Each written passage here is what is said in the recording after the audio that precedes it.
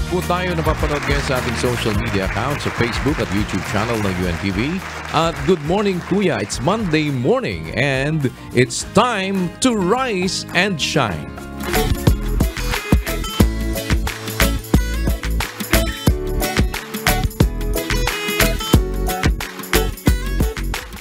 At dahil Monday morning po ngayon, start your day right, start your week right. Huwag po tayong makalimot sa pag-uumpisa ng isang panibagong araw sa ating mga buhay. Lagi po tayong manalangin at magtagubilin. Ihabilin natin ang ating mga paglakad sa Diyos. Kagaya nga po na sinasabi sa 37 at 5 ng awit, ihabilin mo ang iyong lakad sa Panginoon. Tumiwala ka rin naman sa Kanya at Kanyang papangyayarihin. Huwag po tayong makakalimot, laging humingi ng tulong at awa ng Panginoon. At ngayong araw po, makakasama din natin ang ilan sa ating mga kapatid naman sa MCGI Angono Rizal Chapter upang tayo po ay tulong-tulong naman na sumaklolo rin sa ating mga kapwa-tao na nangangailangan. At naroon po ang ating representative sa Angono Rizal, si Brother Carlos Del Rosario. Brother Carlos, good morning sa inyo dyan sa Angono. Rise and shine. Good morning, Kuya! Rise and shine! Sa awa at tulong po ng Diyos, kasama po ang mga MCGI Angono Chapter, ay nagpapasalamat po kami sa Diyos sa mabuting oportunidad na ipinagkaloob niya sa amin na kami po ay maging kabahagi sa pag-abot ng tulong sa ating mga kababayan dito po sa Barangay Poblasyon Ibaba, Angono Rizal. Salamat po sa Diyos! Back to you, Kuya! Maraming salamat, Brother Carlos Del Rosario at sa inyo po lahat, mga kapatid dyan sa Angono Rizal. Pagpalain po kayo ng Panginoon at lagi tayong magpakasigla at atin pong pagtulong-tulungan na maipahayag ang karangalan ng Diyos. Abutin natin ang ating mga kapwa-tao na nangangailangan ng saklolo at sama-sama po tayo na magtulong-tulong sa pagsunod at pagtupad ng kautusan ng ating Panginoong Jesucristo. Keep on shining and keep on caring. Babalikan ko po kay mamaya para alamin kung sino sa ating mga kapwa-tao ang atin pong sasaklolohan. Samantala, isang putahe po na nag-originate sa Ilocos Region ang lulutuin naman natin ngayong umaga. Paano bang inihahanda? Ang tawag nila dito ay dinakdakan. Yan, panoorin natin sa atin pong Cook It Right. Good morning, Kuya Rise and Shine, mga kasambahay. Wala ngayon si Bibi Heart, pero huwag kayong mag-alala kasi andito naman si Good Heart. Hoy, Uncle! Huwag ka nang magtanong. Magluluto tayo ngayon gamit ang utak. Bakit di ka ba gumagamit ng utak dati, Uncle? Hindi pa. Pero ngayon, magluluto tayo gamit ang utak. At puso. Eh, siyempre, pag magluluto ka, gamitin mo yung utak tsaka yung puso. Ang lulutuin natin ngayon ay dinakdakan. Tana, magluto na ta. Let's cook it right. Ingredients: parboil 1 kilogram pork liempo, water enough to cover the pork meat, 1 tablespoon salt, 1 tablespoon whole peppercorn, 4 pieces dried bay leaves, 1 whole white onion, sliced, mixture, 1/4 kilogram pork liver, 1 whole red onion, diced, 3 pieces green chilies, sliced, 2 pieces red chilies, sliced, 2 tablespoons toasted garlic, 1 tablespoon grated ginger, 7 pieces calamansi juice, sauce, 1 pork's brain, 1/2 cup mayonnaise, 3 tablespoons liquid seasoning, 1/4 cup vinegar, 1/2 teaspoon ground black pepper.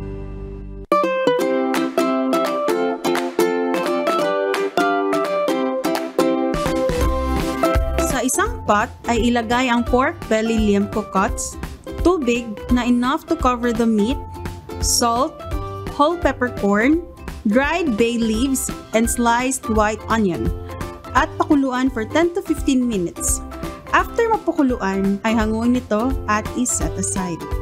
Sunod naman ay pakuluan ng pork brain for 5 to 10 minutes.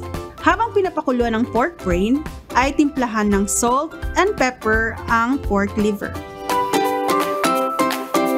I-grill na ang parboiled pork belly at pork liver tapos lutuin hanggang sa medyo matusta na ito.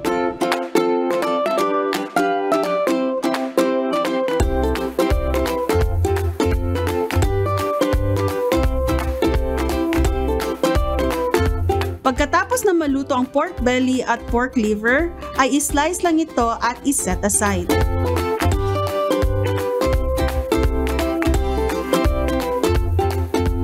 Gawin naman ngayon ang dressing. Sa isang mixing bowl ay ilagay ang parboiled pork brain, mayonnaise, liquid seasoning, vinegar at ground black pepper. And mix it all together hanggang sa mag-sauce ang texture nito. Then iset aside. Tapos sa isang mixing bowl ay ilagay ang grilled sliced pork belly and pork liver, diced red onion, sliced green chilies, sliced red chilies, toasted garlic, grated ginger, calamansi juice at saka ang dressing. Haluin lang ito ng mabuti hanggang sa well-coated na ang lahat. Top it with sliced green chilies and sliced red onions, then ready to serve.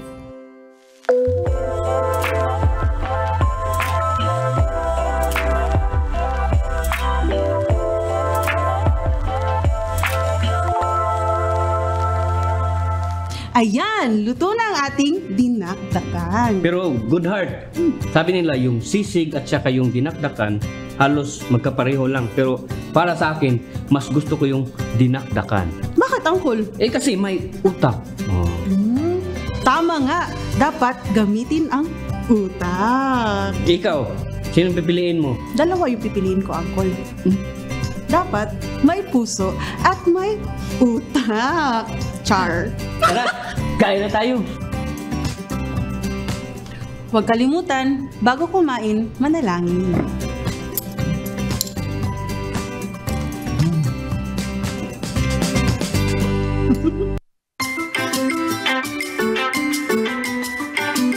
Alam ba ninyo na may hayop na meron pong immunity sa kamandag ng mga ahas?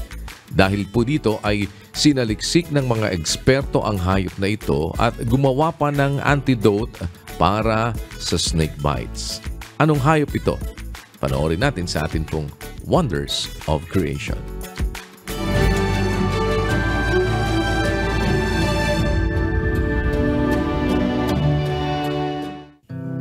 In a world of predator and prey, iilang nilalang lamang ang nagpapakita ng resilience at adaptability tulad ng opossum. Sa kabila ng maamong mukha nito, ay may kamanghamanghang kakayahan nito na mailigtas ang sarili sa mga pagkakataong makasalubong ang isa sa pinakakatakutang predator, ang ahas. Parang life and death encounter kung iisiping mangyari ito. Ngunit, ang opossum ay may unique psychological adaptations upang makasurvive. Ito ay dahil sa kanilang biochemical defense laban sa mga snake venom. Ayon sa mga studies, mayroong espesyal na mga protein sa dugo ng mga opossum na epektibong pumipigil sa mga toxins na matatagpuan sa lason ng mga ahas. Ang mga proteinang ito na kilala bilang antivenom peptides ay siyang dahilan upang labanan at mapigil ang pagkalat ng lason sa katawan nila. Bukod dito, ang immune system ng opossum ay naglalaro ng mahalagang papel sa kanilang kakayahan na mapanatili ang kanilang kaligtasan laban sa mga kagat ng ahas. Bilang resulta, sila ay nakaka-recover with minimal long-term consequences, showing the resilience of their immune system in the face of adversity. Bukod sa kanilang physiological defenses, sa pamamagitan ng kanilang likas na kahusayan at mga instinct behaviors tulad ng matalas na pangamoy at awareness sa kanilang paligid ay nagpapahintulot sa kanila na madama ang presensya ng mga ahas mula sa malayo at nagbibigay daan sa kanila upang kumilos ng maingat kapag kinakailangan. Mahusay din sila umakyat at madalas na naghahanap ng kanlungan sa mga puno o dense vegetation upang makatakas sa mga predators. Ayon sa mga researchers, noong 2015 American Chemical Society National Meeting in Denver, ang nabuong antivenom peptide relies on a sequence of just 11 amino acids copied from opossum protein na makakatulong sa pagligtas sa mga snakebite victims. Patuloy pa rin ang pag-aaral ng iba tungkol sa ginagawang peptides upang mas ma-improve ang efficacy nito. Isa sa mga famous defense mechanism ng mga opossums ay ang play dead when threatened. Kapag sa oras ng mga panganib, maaari silang maging malambot, tumudura, at nagpapalabas ng masamang amoy na nagbibigay ng hitsura ng pagkamatay. Ang ganitong kilos ay madalas na naguguluhan ng mga predator, nagbibigay daan sa opossum na makatakas ng walang pinsala. Ang opossum din ay isa sa mga oldest mammal species on Earth, with an ancient lineage that dates back over 70 million years. Mahalagang papel ang nagagampanan nito sa pagkontrol sa mga population ng mga insekto, lalo na ng mga tick. Sila ay may mataas na resistensya sa sakit na Lyme disease na tumutulong sa pagpapababa ng pagkalat ng mga sakit na dala nito. Sila ay mga marsupial, nang ibig sabihin, nanganganak na sila ng underdeveloped youngs at patuloy ang development nito sa mother's pouch. Sila rin ay isang opportunistic omnivores, meaning kumakain sila ng wide variety of foods tulad ng insekto, prutas, gulay, small mammals, birds, eggs at iba pa na makakatulong sa kanila upang maka-adapt mula forest hanggang urban areas. Sa pamamagitan ng kombinasyon ng mga depensang biochemical, mga tugon sa immune system, behavioral adaptations at iba pa, ang opossum ay nagsisilbing patotoo sa katatagan at kakayahan ng buhay sa harap ng mga pagsubok. The remarkable survival strategies employed by opossums serve as a reminder of the awe-inspiring complexity and beauty of ecosystems that mark that these are truly one of the wonders of God's creation.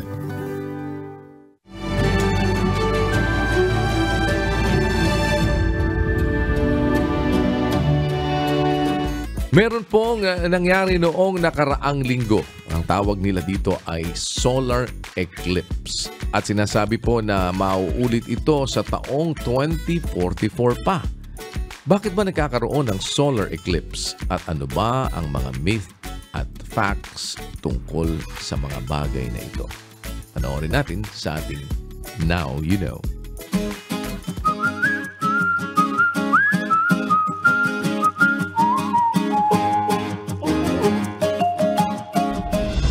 Milyon-milyong tao ang matyagang naghintay para masaksihan ang solar eclipse sa bahagi ng North America at umabot pa mula Mexico hanggang Canada. Kamakailan ay naibalita ang tungkol sa total solar eclipse. Pero ano nga ba ang mga paniniwala tungkol sa solar eclipse? Ang solar eclipse ay nangyayari kapag ang buwan ay dumadaan sa pagitan ng araw at Earth. May mga paniniwala na malas din mano ang solar eclipse.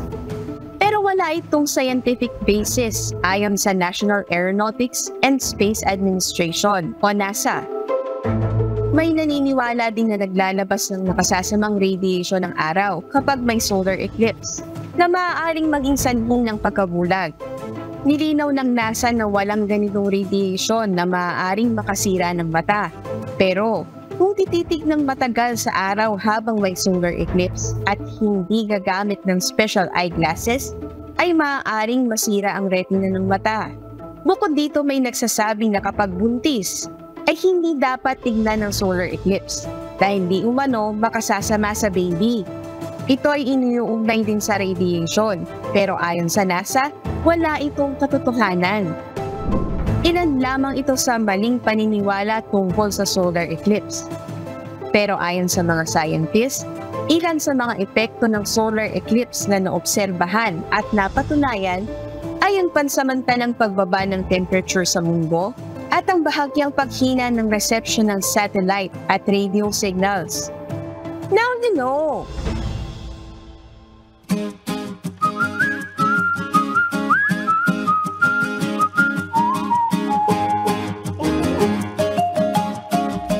Sabi nga po nila, practice makes perfect. Kaya mahalaga ang pag-iensayo, pagpapractice para magawa natin ang maayos ang isang bagay. At higit sa lahat, kung ang ibig nating magawa ay ang kabutihan, ang paggawa ng mabuti.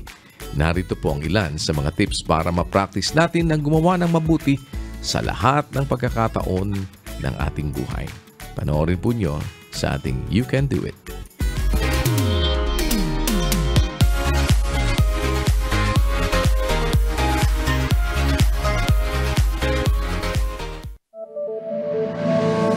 Madalas mo bang naririnig ang katagang, "Practice makes perfect"? Madalas itong ginagamit sa pagsasanay ng iba't ibang skills tulad ng sports o kaya naman ay sa pag-aaral sa paaralan. Pero alam ba ninyo na pwede rin natin itong ma-apply sa paggawa ng mabuti sa kapwa? Narito ang mga paraan upang ma-practice o masanay tayo sa palagiang paggawa ng mabuti. Una, maging observant sa paligid. Tingnan kung may taong nangangailangan ng tulong. Kahit sa maliit mang paraan tulad ng pagtawid sa kalsada, pagbuhat ng mabigat na gamit o pagbibigay ng pagkain. Hindi lahat ng nangangailangan ay may kapasidad na manghingi ng tulong, kaya mas mabuti kung tayo na mismo ang mag-aalok nito. Next, be proactive. Magkusang maghanap o magtanong ng mga opportunities upang makatulong, gaya ng mga charity o volunteer works. Let's take advantage na sa panahon ng social media ngayon, mas madali na para sa atin ang mag-search ng mga maaari nating salihan ng mga public services. Lastly, do things with love. Kapag may pag-ibig nating ginagawa ang paggawa ng mabuti, we will memorize it by heart at magiging natural na sa atin ang pagtulong sa kapwa. Gamit ang mga tips na ito, may i-apply din natin ang practice makes perfect sa paggawa ng kabutihan. Higit sa lahat, basta tayo'y magpapasakop sa Diyos at hihingi ng Kanyang gabay. You can do it!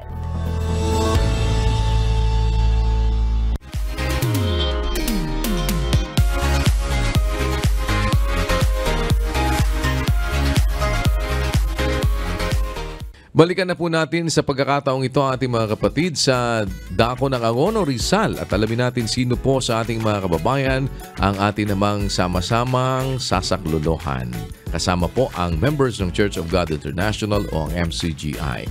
Naroon na ating representative si Brother Jolitz Matangat. Brother Jolitz, good morning sa inyo once again dyan sa Angono, Rizal. Rise and shine! Good morning, Kuya! Rise and shine! Nandito po tayo ngayon sa Barangay Poblasyon, Ibaba, Angono, Rizal.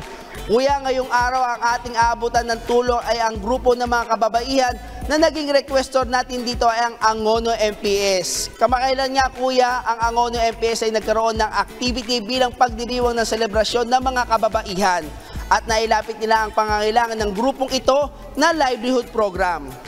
Ang grupong ito, Kuya, ay nakakatulong ng ating mga PNP at barangay sa pananatili ng kalinisan ng kanilang lugar. At kasama po natin ang grupo ng mga kababayan sa poblasyon at ang kanilang pong representative na si Ma'am Rain Sanchez. Ma'am, tara po. Good morning po, Ma'am Sanchez. Ano po ba kalagayan ng inyong grupo dito po sa Barangay Ibaba po? Magandang umaga po at magandang umaga, Kuya Daniel. Ang grupo po ng kababaihan sa Barangay Poblasyon Ibaba ay mayroon 39 na miyembro.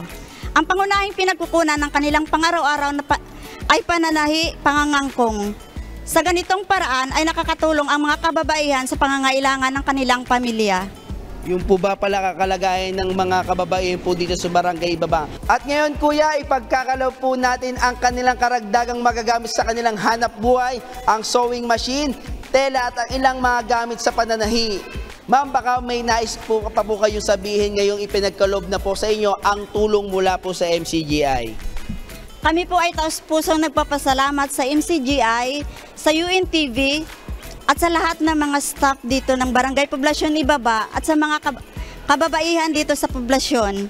Maraming salamat po at higit sa lahat sa Panginoon na dinala niyo po dito sa amin ang magandang tulong. Yun lang po, salamat.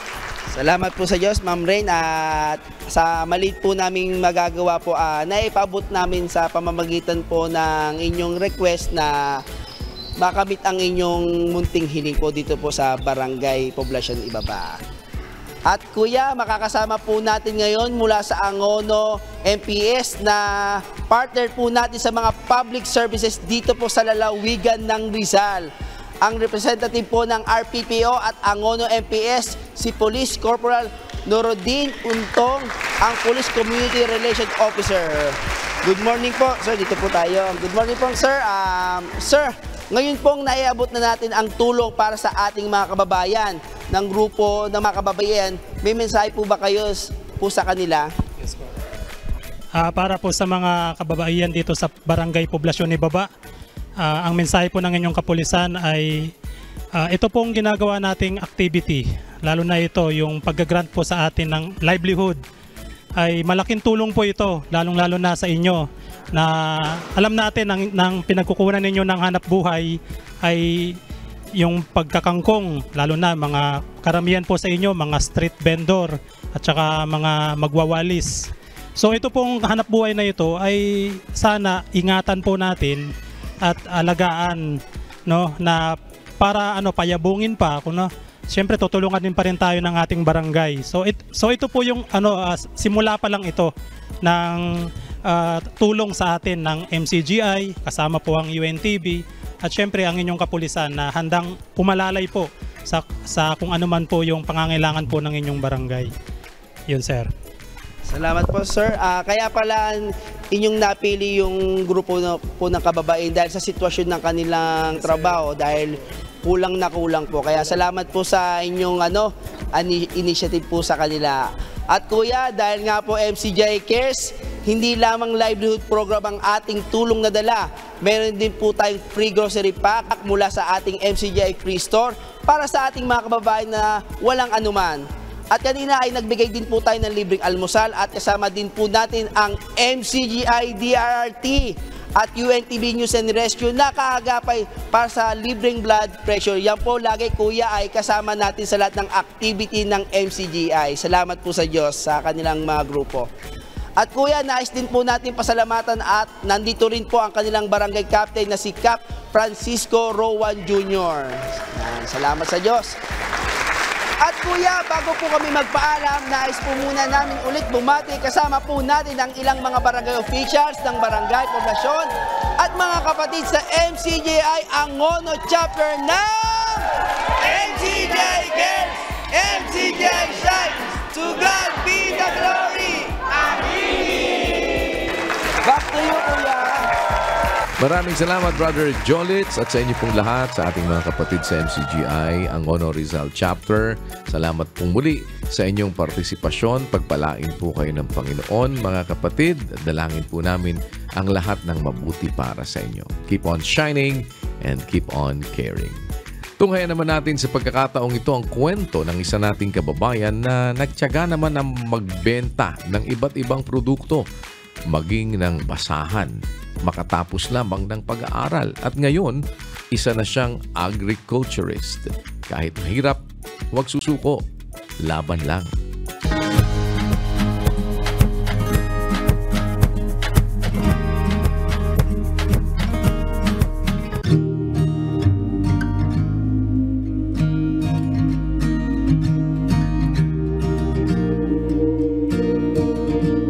Ako po si Princess Barmeda, 34 years old, from General Trias City, Cavite.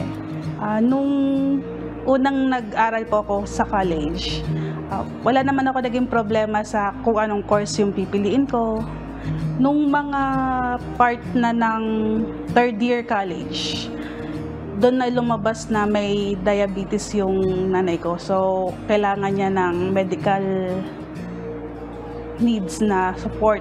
Until such time na sinabi na sa akin nung tatay ko na hindi ka muna mag-aaral ngayong SEM kasi hindi ko na kayang pagsabayin yung pag-aaral mo at yung pagbili ng gamot. Hanggang sa every night, iiyak na lang. Sabi ko dun sa tatay ko, yung mabigyan ako ng pagkakataon na makausap sana yung mayor namin. Siguro mga ilang panahon, tumawag yung tiyahin ko sa tatay ko na pupunta kami kay na mayor. Sumingit lang ako doon sa event na yon. Tapos sabi ko, gusto ko po sanang makapagtapos ng pag-aaral. So doon na nag-start na mag-ayos na ako nung papel. Ayun na nga, yung enrollment na gagawin na yon is yung mayor namin sa Gentry, yung sasagot. Nung nag-start na nga uli akong makapag-aral, doon ko naman din nakita na hindi pa din ganon ka-stable yung finances ng pamilya. may nakita ko na pwede pala akong magpa-order ng mga damit, pabango. Doon na nag-start na kikita pala na pwede kong through that business masusustain yung mga pangangailangan ko na hindi ko na kailangang hingin doon sa tatay ko. Actually, nakakahiya. Lakasan ng loob. Tapos, mostly naman kasi mga kakilala ko yung inaalokan ko. Hanggang sa, parang di ko namamalayan talaga na kahit pa paano nakakasustain siya. And, 2014,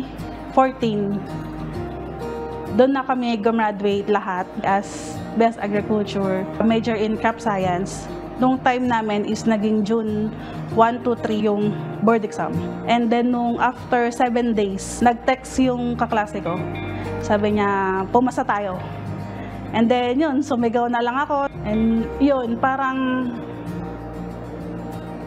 alam mo yung masaya sila pero hindi naman kasi showy yung pamilya. Kasi kaya doon ko naramdaman na proud talaga siya na kahit ganito yung nangyari, pinagdaanan is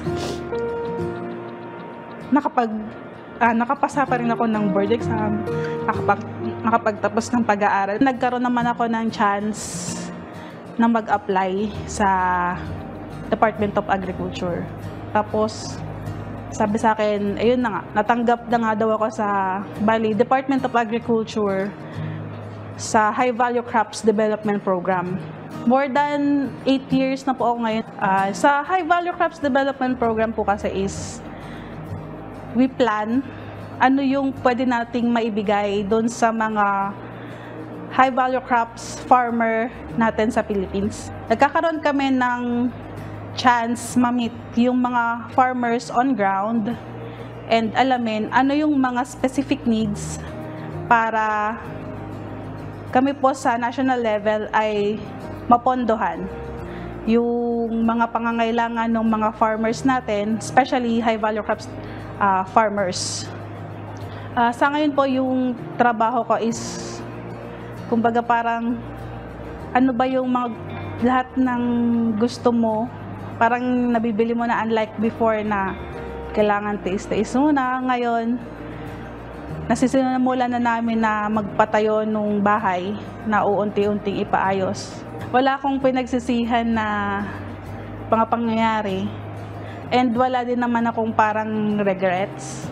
Siyempre una, paghiling sa Panginoon nung gusto mong mating.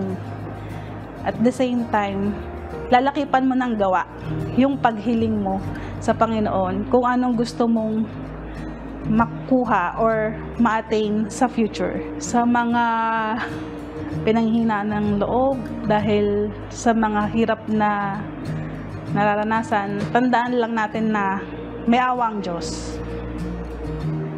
Pasasaan ba't malalampasin din natin yon.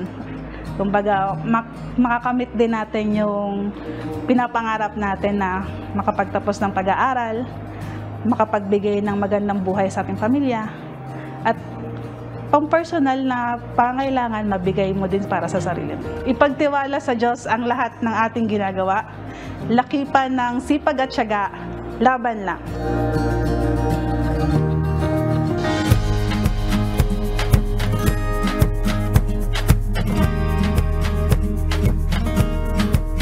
At muli po sa ating viewpoint, isang issue pong muli ang ating itinanong naman sa ating mga kababayan. Kung may mangyayaring hindi maganda, sino ang unang-unang lalapitan mo at bakit? Pakinggan po natin ang kanilang mga kasagutan at atin din namang pakinggan ang sinasabi ng banal na kasulatan. Sino ba ang una nating dapat lapitan kung meron tayong mga problema? Panoorin po natin.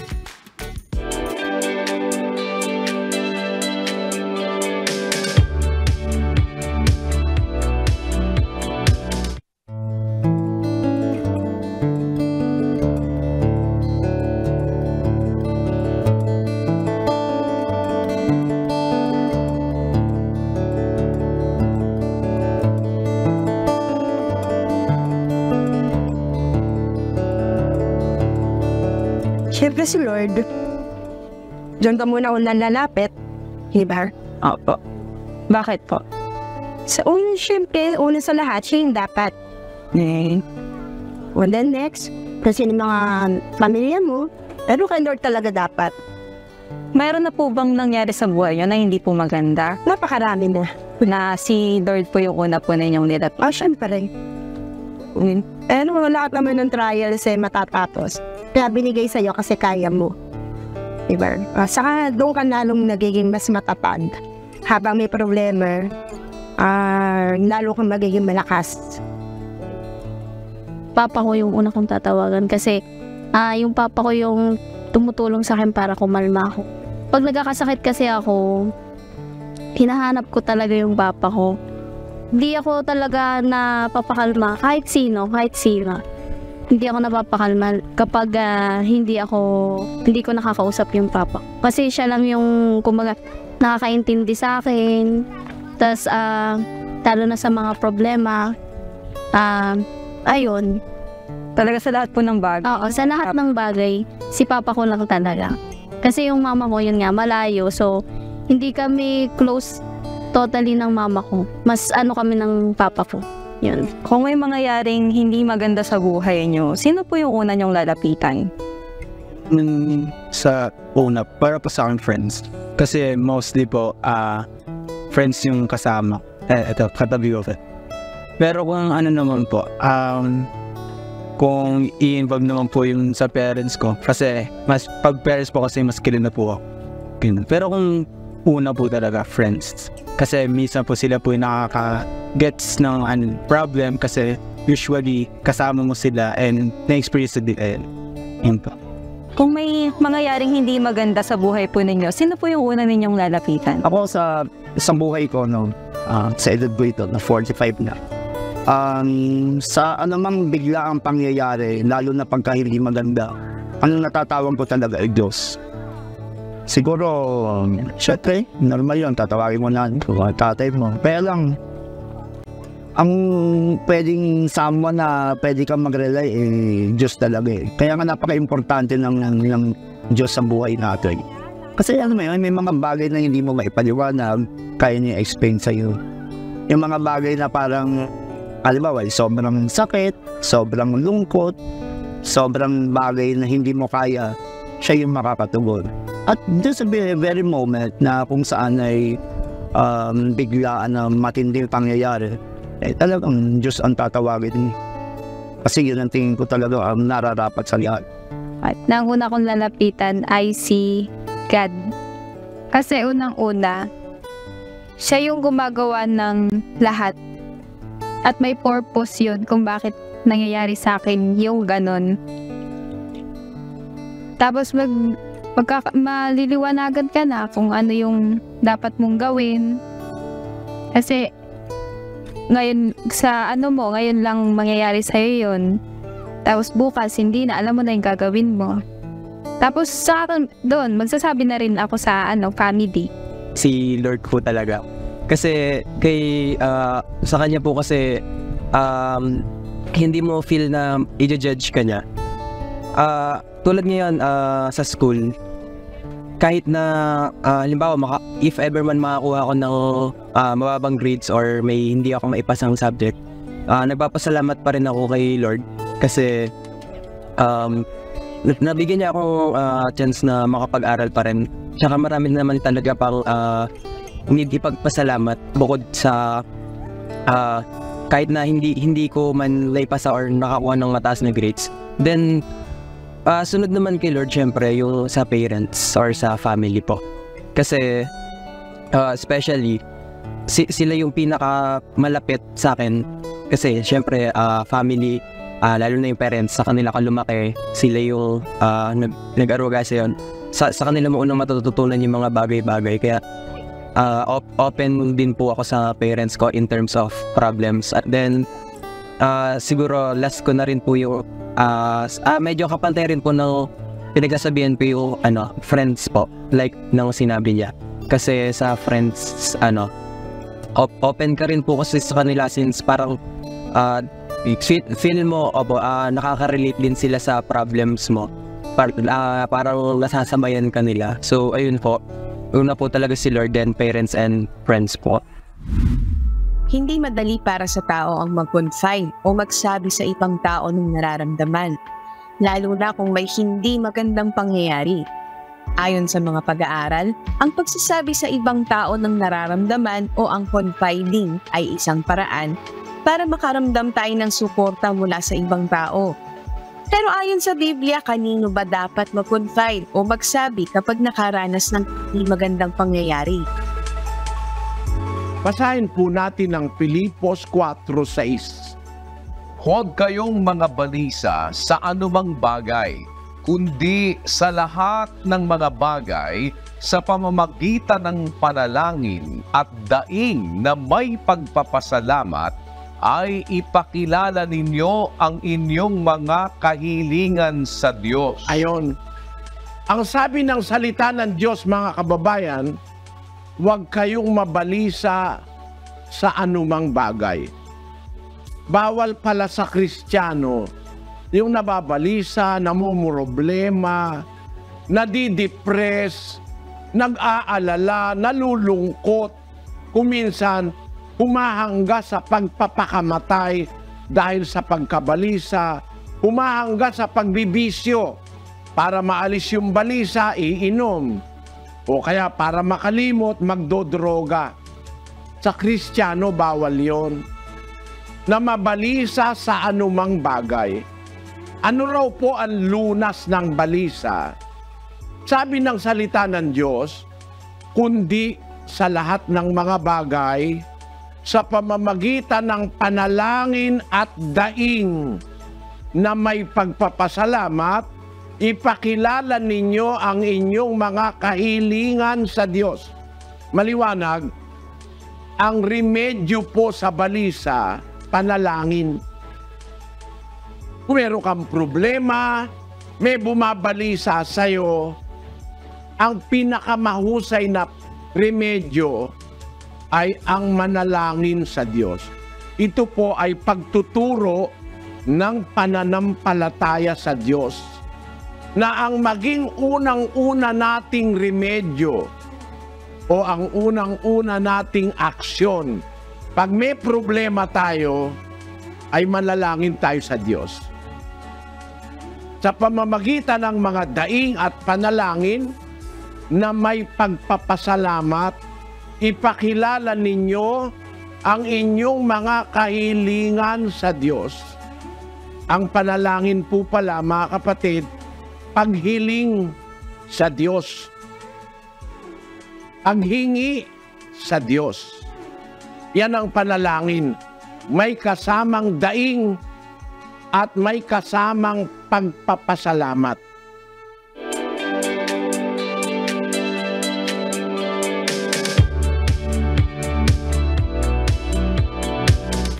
Sa atin pong patuloy na layunin na may palaganap ang pag-ibig at paggawa ng kabutihan sa ating mga kapwa-tao. Muli po, narito ang isang social experiment. Panoorin.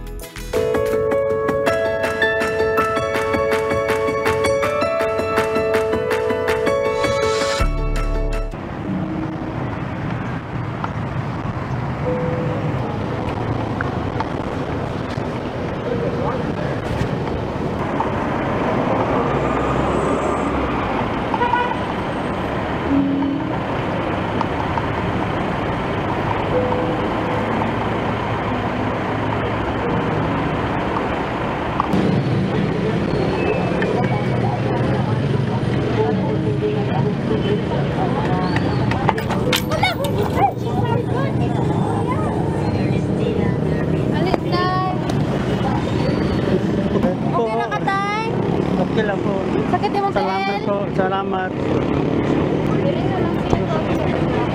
Asa na ka padulong tay? Pamatuod, nakapalit sa tong MG. Hinihintay kasi ako. Hindi ko sana bumili ng tubig. Tubig? Gusto ko mapalit ang tubig? Opo. Pwede makisoy ako. Hintay ka lang dyan. Kuwat nila, kuwat nila. Sige lap. Malat na lang tayo. When we don't to see people nga kanang nag-ask og help for us, kanang murag mas makagaan siya sa feeling, and then makakita tabanga, they are also happy na natabangan nato sila. Tulong po kasi yung lalaki. Oo, wala siyang pakialam, kaya medyo nainis ako doon. Medyo nakaka-relax po siya sa damdamin na nagawa ko yun. Like, ewan ko po, sadyang gusto ko lang yun sa feeling nga kanang makatabang. Ano po yun? Ay, Naku. doon ka may tay. Maraming salamat sa inyo. Ulat lang tay ha, napapamigling kuranan. Tay, maraming salamat sa inyo.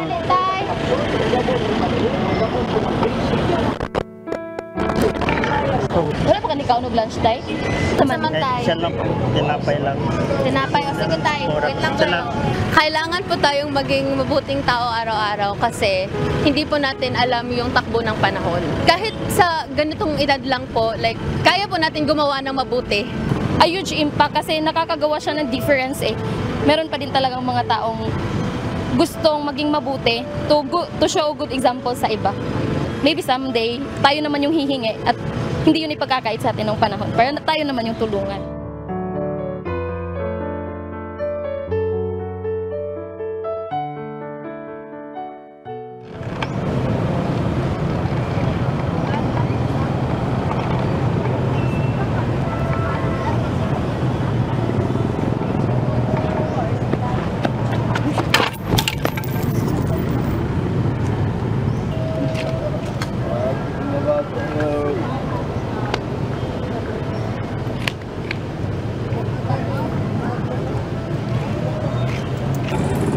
Salamat. Salamat po. Salamat sa Diyos. Palit sa ako tay ha.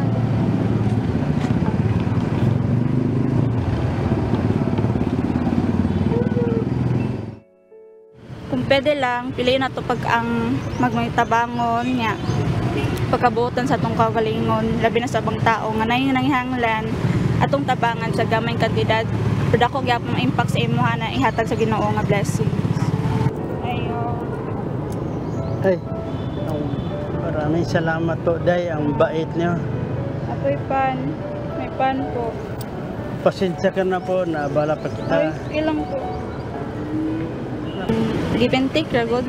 Give and take. Kung sa ihatag sa imuha, balag, dili kay mabalikan karon. Para sa Ginoo po, mga balag, sacrifice ani ang tanan para sa imuha. Wag yapon ka na yung gisagtan. Ako po, dinang ginatpusagdan kung isig katao po. Kung dato pa lang po ko, so tabanggit ko na. Pero nga nilamang po, gamayan po akong kuan. So balag ginagmay mo tabang yapon ko ma'am para sa kuan lang.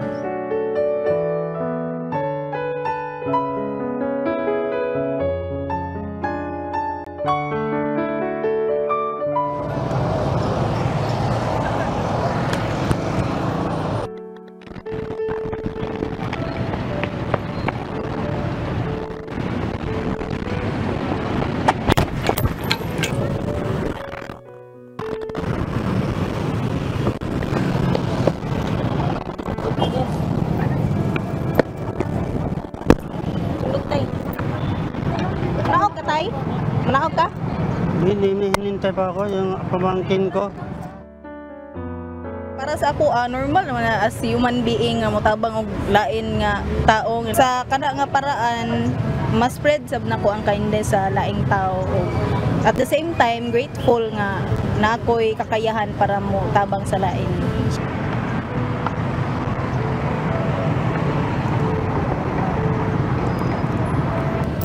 Maraming salamat sa inyo.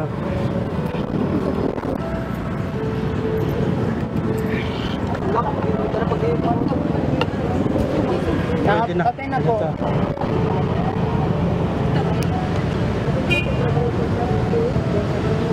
Kuan man, importante man dyan na makatabang ta sa uban man kay what if kanang if kita magkinahanglan ta kinsa man puy mo tabang sa ato diba, so dapat nagyud tay kanang instinct na mo tabang og kusa. Ang impact bitaw niya ma'am og makita sa tao nga motabang ka is murag buhaton pag bitaw nila kay gitabang ka kundi nakita nila nga maayo dai siya. Kung nabito ka kindness sa mong kaugalingon is mag-grow ka as a human.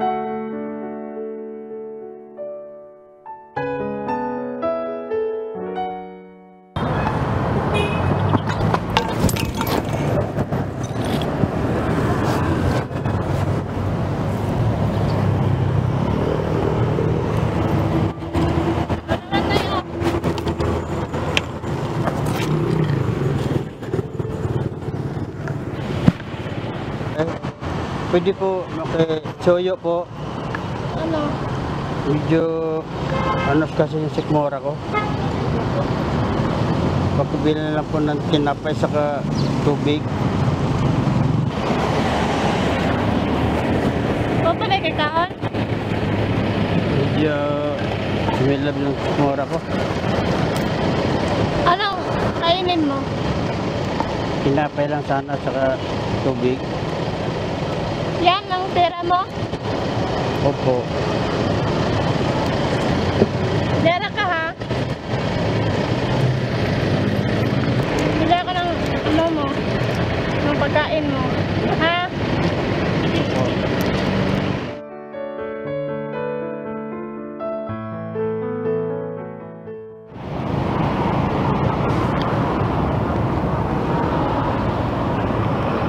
Okay, oh.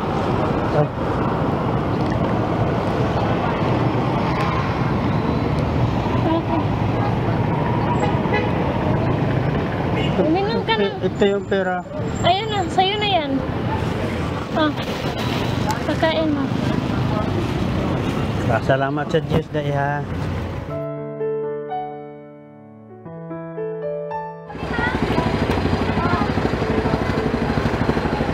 Ano ka ba yung hintay? Ito lang po, may hinihintay pa ako.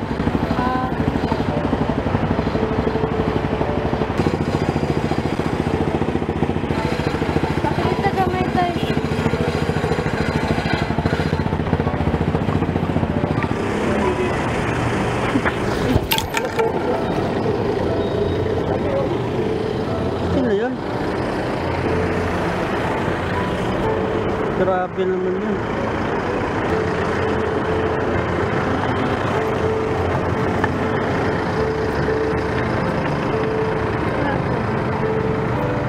Pwede makisuyo po.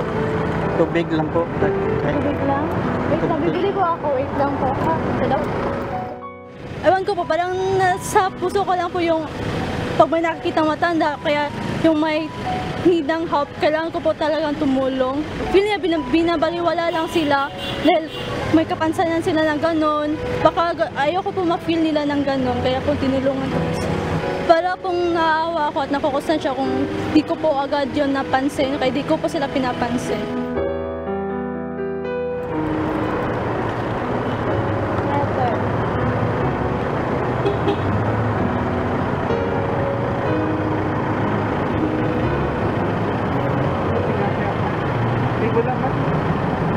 Maraming salamat po sa inyo. Masarap po sa pakiramdam ang tumulong. Na kahit di masyado na-appreciate, at least kabalo kasi ang pagalingon na naka-help ka na palipay siya sa kang God. Dan sa imo pong self, kinakay ka ng fulfillment, something inana.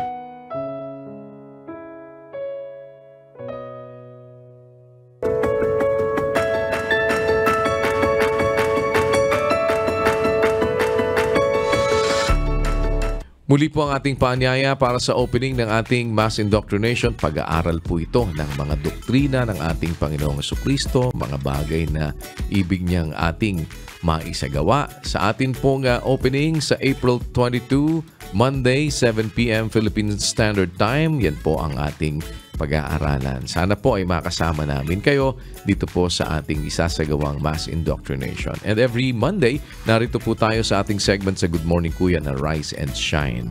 At the same time, ang atin po namang mga serbisyo publiko ay tuloy-tuloy pa rin sa pamamagitan po ng Serbisyong Bayanihan, Monday to Friday, dito po sa UNTV, 4 p.m. inyo pong mapapanood kung anumang paraan tayo higit pong makakatulong sa ating mga kapwa-tao. At every Friday po, meron tayo pong medical mission na ginagawa sa ating MCGI Charity Center. Yan ang ating MCGI Clinic, 141 E. Rodriguez Avenue sa Marikina City. Open po yan para sa lahat, anuman ang inyo pong relihiyon, anuman ang inyong political affiliation, wika, kulay, lahi, at kahit hindi po kayo taga Marikina, welcome po kayo dyan sa ating pong MCGI Charity Center. Every Friday, meron tayong medical mission dyan sa ating MCGI Clinic. Alas 1 po ng umaga hanggang alas 9 ang ating pong registration. Magdala lamang po ng valid ID, government issued, at yan po ay ang ating pong cut-off alas 9 para kayo po ay ating mapagsilbihan. At wala po yung bayad, wala tayong hinihinging anumang kapalit, kundi ang ibig natin po ay makarating ang kabutihan ng Diyos sa ating mga kapwa-tao at tulong-tulong naman po ang members ng Church of God International na maging maliit na kasangkapan na maipahayag ang kapurihan at karangalan ng Panginoon. Minsan pa, maraming salamat po sa inyong naging pagantabay ngayong araw na ito. At hindi pa po tapos ang Good Morning Kuya. In a little while, makakasama niyo po ang iba pa natin pong mga co-host para magpatuloy ang iba't ibang mga segments ng atin pong program. On that note, iwan po namin sa inyo ang isang awiting nagpapaalaala sa atin na manalangin tayong palagi upang gabayan tayo ng Diyos sa ating mga paggawa. Sa rendition ng awiting Araw-Gabi, narito po si Sister Maria Clarice Coopera para sa ating On a Good Note. Mananatili po na sa Diyos ang lahat ng karangalan at kapurihan magpakailanman. Maraming salamat sa inyong lahat. Good morning, rise and shine.